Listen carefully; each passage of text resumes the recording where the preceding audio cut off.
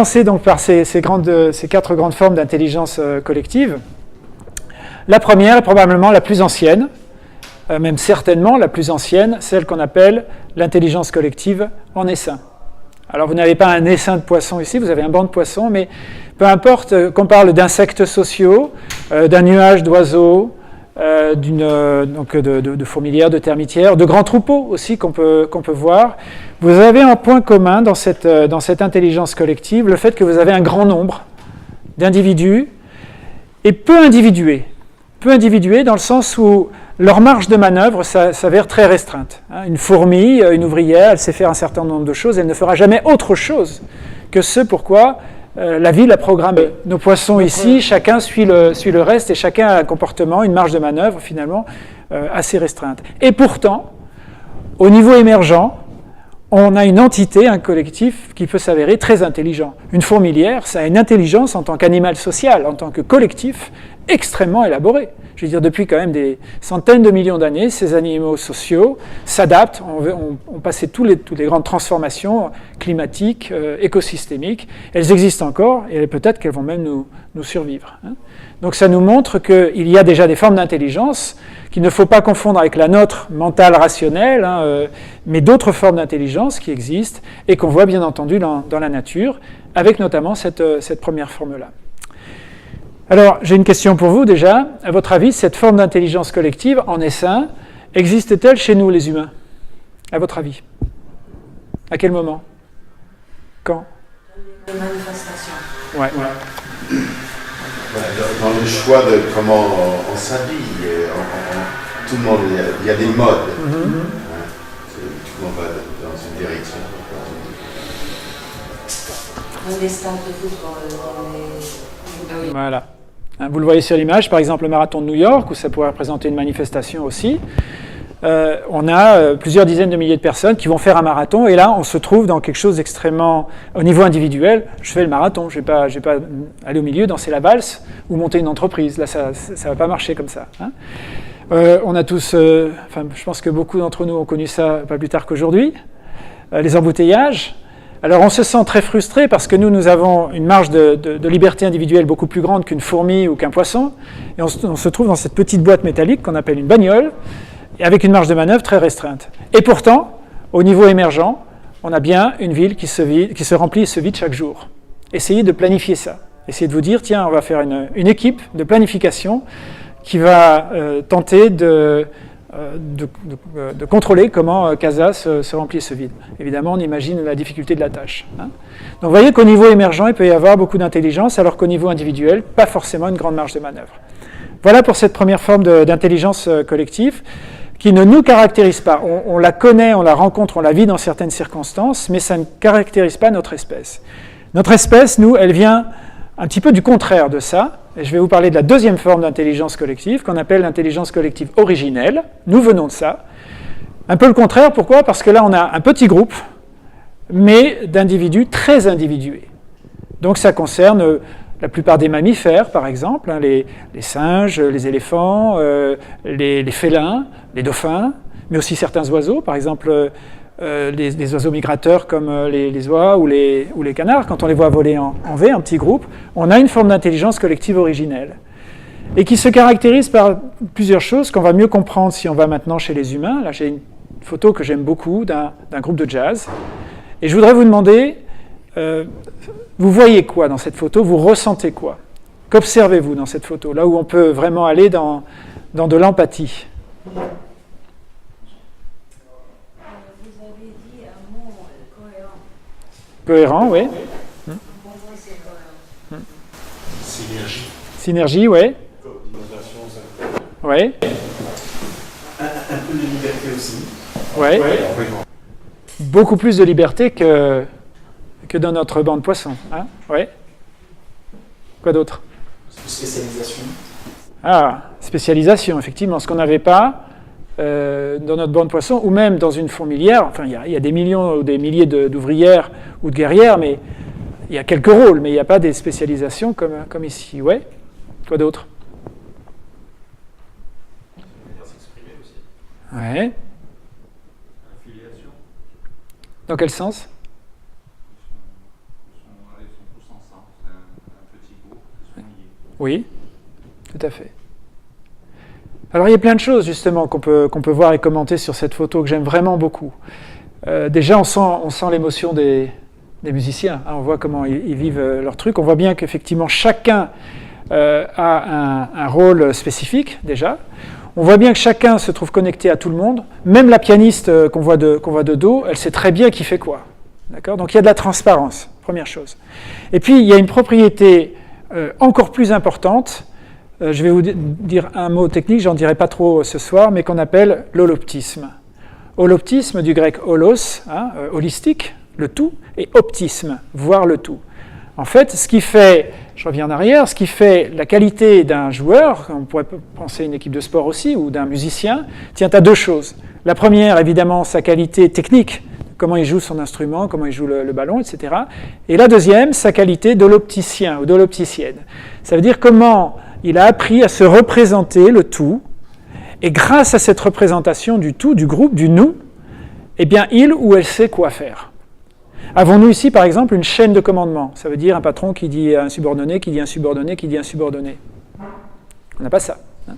Et donc, on a des gens à la fois très individués et qui savent se déterminer, qui connaissent les actions qu'ils peuvent faire à la croisée de leur personnalité, du job qu'ils ont dans l'ensemble et de l'information du tout. Et donc, on n'a pas de contradiction entre l'intérêt individuel et collectif. Ça se nourrit mutuellement. Donc, on a une sorte de miroir sans fin entre le niveau individuel et le niveau collectif. On a une propriété extrêmement importante et qui, évidemment, s'applique à toutes les organisations humaines. Quand je vois des organisations, je leur demande quel niveau d'holoptisme avez-vous ? Ça veut dire, l'individu voit-il ou pas, ou plus ou moins le tout. Et moins il voit le tout, et plus il va devenir, lui, dépendant d'une chaîne de commandement, forcément. Donc vous voyez déjà, on commence à avoir des questions importantes pour nos organisations, entreprises, administrations, etc.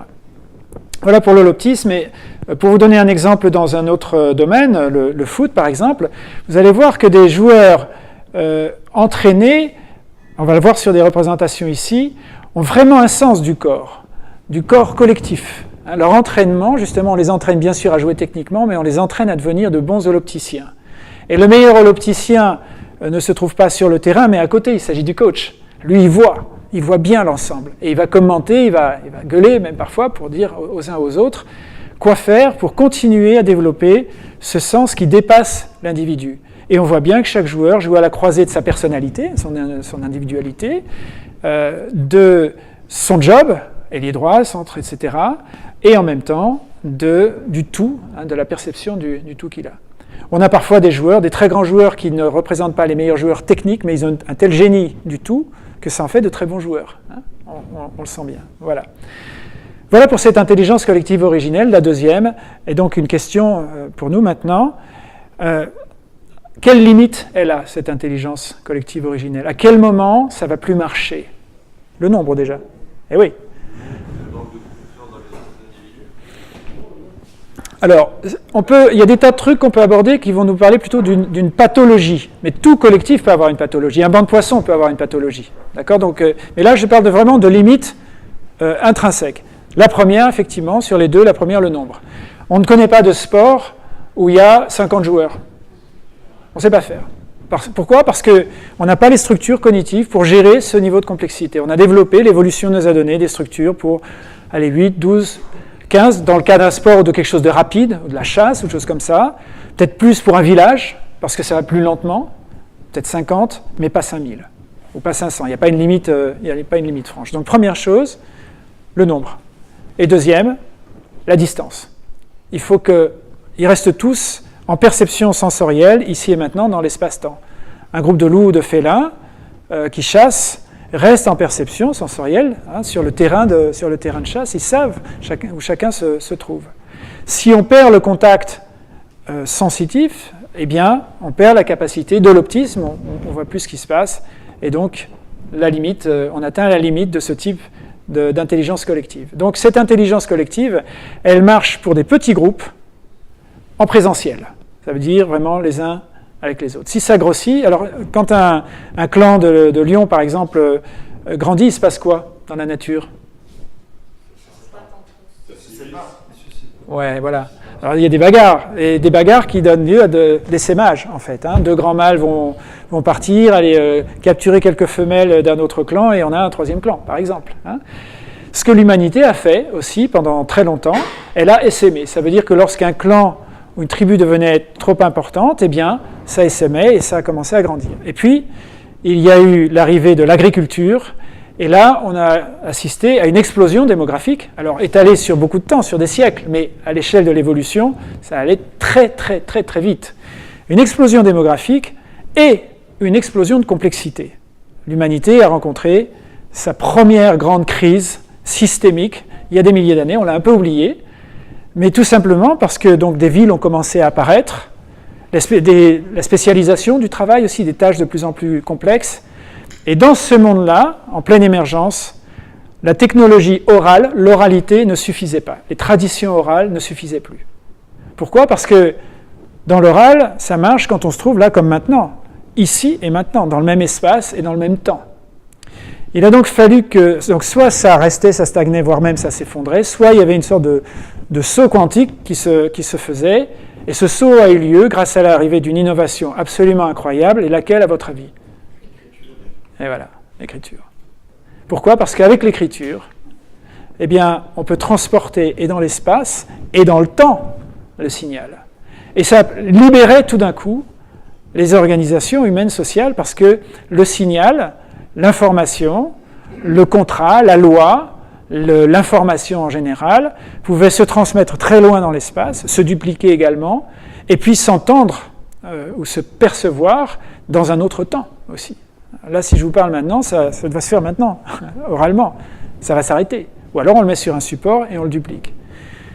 Et donc voilà, notre humanité qui invente l'écriture et qui passe à la troisième forme d'intelligence collective, qu'on va appeler l'intelligence collective pyramidale, la troisième.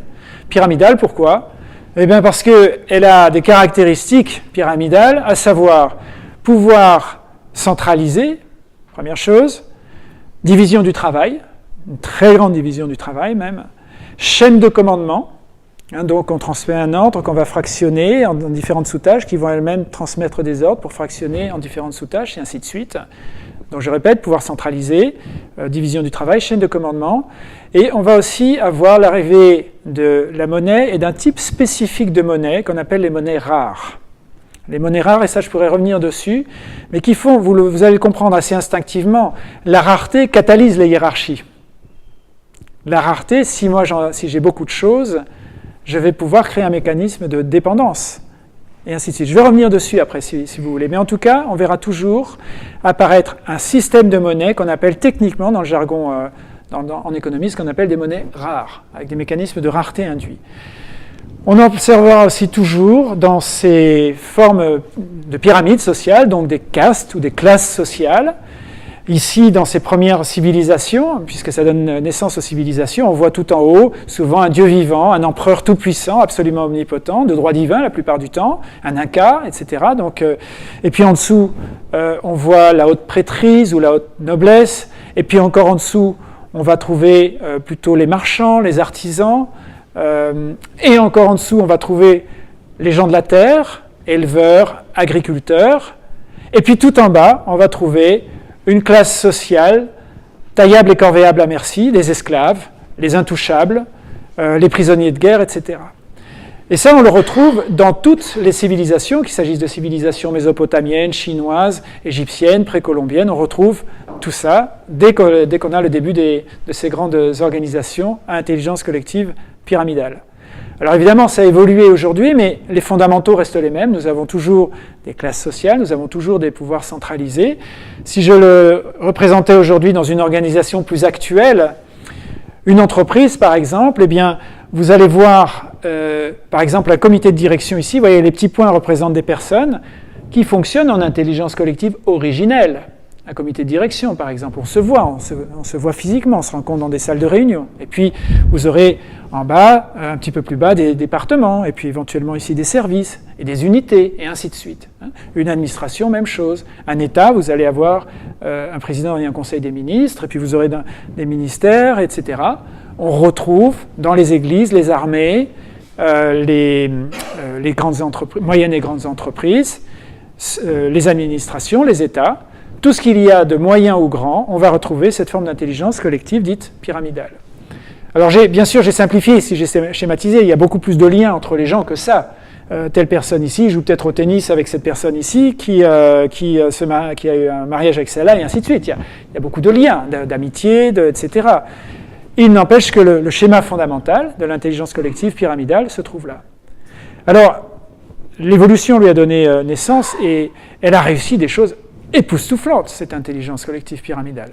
Moi, je me régale à chaque fois, quand je prends l'avion, je prends beaucoup l'avion, je voyage beaucoup, de voir un aéroport. Je veux dire, de voir l'extraordinaire complexité humaine et sociale qu'il a fallu pour construire un avion, faire décoller ces machins, là, époustouflant, tous ces protocoles qui font qu'il y a la nourriture dans l'avion, il y a le kérosène, il y a tous les check-ups, il y a toute la gestion du trafic, enfin, toutes ces formes-là qui fonctionnent ensemble et qui font que, grosso modo, ça marche avec un taux de réussite absolument époustouflant, avec des millions de pièces qui fonctionnent ensemble, dont il a fallu aussi tester la solidité, et ainsi de suite. Voilà. Cette intelligence collective pyramidale, elle a réussi ça, pour le meilleur et pour le pire. Ça donne aussi des holocaustes, des grandes guerres, de religions, de territoires, etc. Alors, une autre invention aussi, pour finir sur cette intelligence collective pyramidale, elle a inventé le temps linéaire. Quand on va voir les peuples premiers, j'ai l'occasion de beaucoup fréquenter aussi les peuples premiers, ce qu'on appelle les peuples racines. Partout où je vais, partout où je les rencontre, je regarde un petit peu leur structure linguistique, ils n'ont pas de représentation du temps linéaire, ils ont une représentation du temps cyclique. Ben oui, finalement, notre perception directe du temps, eh bien, on voit les planètes qui tournent, on voit le jour et la nuit, on voit la vie et la mort, on voit les saisons, on ne voit que des choses cycliques. L'invention du temps linéaire relève d'une invention culturelle et née avec l'intelligence collective pyramidale et qui a permis, sur ce temps linéaire, de séquencer nos actions, de fractionner nos actions, de les ordonner et de rendre un monde chaotique beaucoup plus prévisible. Beaucoup plus prévisible. Et ça relève aussi d'une prouesse de l'esprit absolument extraordinaire. Alors, toute cette intelligence collective pyramidale, elle a bien fonctionné pendant quelques milliers d'années. Et puis, on arrive à nouveau à un choc systémique énorme parce qu'elle atteint ses limites. Et j'ai envie de vous demander, vous penseriez à quoi comme limite aujourd'hui sur cette intelligence collective pyramidale? Pourquoi ça change aujourd'hui? Pourquoi on voit arriver Internet maintenant, comme à un moment il y a eu l'écriture, il y a Internet qui arrive, il y a donc quelque chose qui pousse à cette évolution. Pourquoi et quelles limites elle rencontre, cette intelligence collective pyramidale? Attention, je prends les copies. Ouais. Ouais. Alors déjà une quantité effectivement d'informations, donc une complexité phénoménale par rapport à il y a 20 ans, par rapport à il y a 100 ans, enfin une explosion exponentielle déjà du flux d'informations et de complexité. Donc effectivement, ces structures-là, on peut mettre en haut les gens les plus bienveillants, les plus bien intentionnés, compétents, etc. Il n'empêche qu'ils ne peuvent pas gérer la bande passante, qui aujourd'hui s'avère des millions de fois supérieure à ce qu'ils peuvent gérer. Ça marchait bien avant, tant qu'il y avait un monde relativement stable, qu'il fallait 2-3 générations pour que ça commence à changer un peu, ça donnait le temps de s'adapter. Ces structures-là fonctionnent très bien dans un monde stable et relativement simple. Donc première limite. Effectivement, ça constitue depuis le départ un de ses points faibles, un de ses talons d'Achille, la séparation entre la base et la tête. On a d'ailleurs perdu on a perdu l'holoptisme, on passe dans ce qu'on appelle, allez je redis un gros mot, je ne vais pas en dire trop ce soir, le panoptisme. Panoptisme, ça vient de panorama. Le panoptisme, ça veut dire, vous avez une montagne, si je me trouve en haut de la montagne, je vois tout, mais je n'ai pas le détail. Si je me trouve en bas de la montagne, j'ai le détail, mais je n'ai pas la vision d'ensemble, avec tous les gradients. Autrement dit, il n'y a plus d'holoptisme. Autrement dit, les personnes, chacune, agissent avec un certain niveau de cécité, ou certaines de myopie ou d'astigmatisme, mais personne ne peut avoir, effectivement, la vision holoptique telle qu'on l'a dans le petit groupe. Donc ça leur retire beaucoup d'agilité, il s'agit d'organisations très peu agiles en fait, très peu agiles, absolument, avec notamment le fait qu'on a une asymétrie de l'information, ça ne circule pas de la même façon du haut vers le bas que du bas vers le haut, ça crée aussi des structures en silos, Donc ces gens-là ici, ils ont peu de chances de communiquer avec ces gens-là, et ainsi de suite. Donc effectivement, ça a une capacité à faire circuler l'information assez faible, et ce qui fait que toutes les organisations aujourd'hui essayent de s'innerver, de créer un réseau neuronal pour devenir beaucoup plus agile, et pourtant, elles gardent quand même encore fondamentalement cette structure. Il y a autre chose que je vais ajouter, je ne vais pas m'étendre là-dessus, mais quand on prend plus de temps, bien comprendre les limites intrinsèques et systémiques de l'intelligence collective pyramidale nous permet de comprendre la plupart des mots dans lesquels on se trouve dans notre société aujourd'hui. On met des mots dessus, on met des mots sur les mots, en quelque sorte. Je vais quand même en rajouter un assez important. On a une société qui se sophistique, ça veut dire notamment de plus en plus d'humains s'individuent, cherchent leur équilibre personnel. En fait, l'humain obéissant socialement ou religieusement d'avant s'estompe pour laisser de plus en plus place à des gens qui cherchent à s'individuer, à faire du développement personnel, à déployer leur conscience personnelle, leur connaissance du monde. Et ça, très bien sur le papier, mais ça crée une complexité sociale incroyable.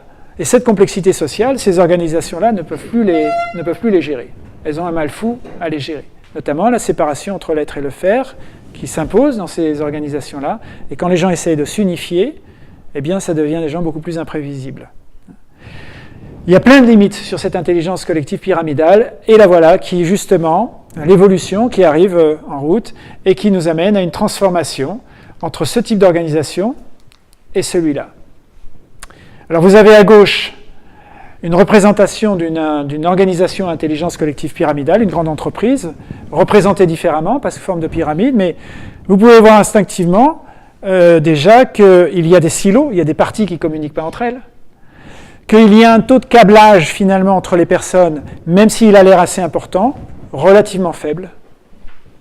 Alors qu'ici, je ne sais pas si vous voyez la finesse du grain, mais le nombre de personnes ici qu'on a et le nombre de connexions entre les personnes. La connectivité de ce collectif sur la droite est là qui nous montre l'entrée dans cette nouvelle forme d'intelligence collective, la quatrième, celle qui commence à peine, qu'on appelle l'intelligence collective holomidale. Holomidale de holos, holistique, et structure holistique. Voilà, holomidale. Alors cette forme d'intelligence collective, pour donner quelques mots-clés, mais ça vous aurez tous les éléments que vous voulez sur Internet. Quelques mots-clés, évidemment, réseaux et médias sociaux. Open innovation, l'innovation ouverte, open source aussi. Pourquoi ? Parce qu'elle a beaucoup plus intérêt à partager les ressources, à diffuser la connaissance, que de garder ça dans des sortes de tiroirs fermés ou des placards fermés comme l'intelligence collective pyramidale. L'intelligence collective pyramidale, elle a essentiellement construit son paradigme sur la propriété notamment, sur des réservoirs fermés, alors que l'intelligence collective holomidale, elle va beaucoup plus vite en partageant l'innovation.